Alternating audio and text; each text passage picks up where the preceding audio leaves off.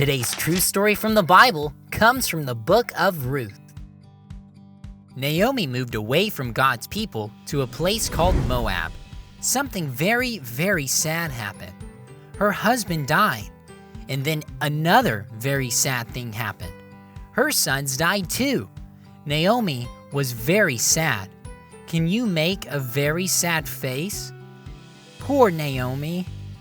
Naomi decided to go back home. She told her sons' wives, Ruth and Orpah, to go back home to their families.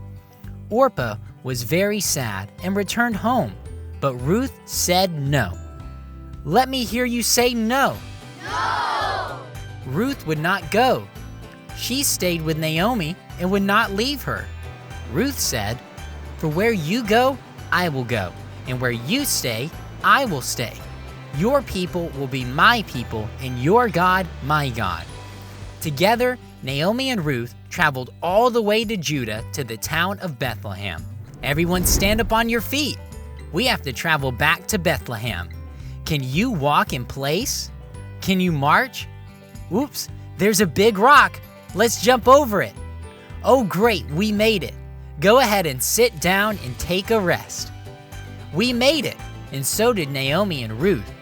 When they got there, Naomi told everyone to call her Mara, meaning bitter or very, very sad and angry. She had left with everything and returned with much sadness. Ruth and Naomi had a big problem. They did not have any husbands, food, or money. So Ruth began collecting leftover grain in one of the fields to help get food for herself and Naomi. She would work picking up grain left behind. Do you see the stalks of wheat on the screen? Let's count them as we pick them up.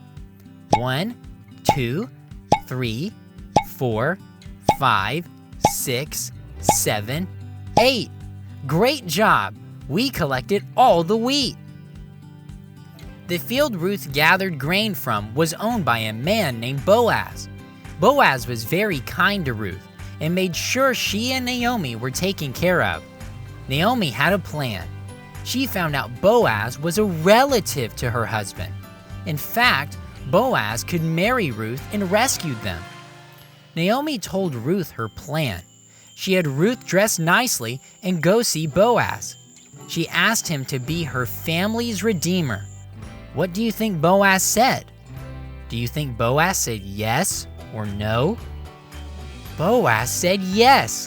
He agreed. He and Ruth married and had a son named Obed.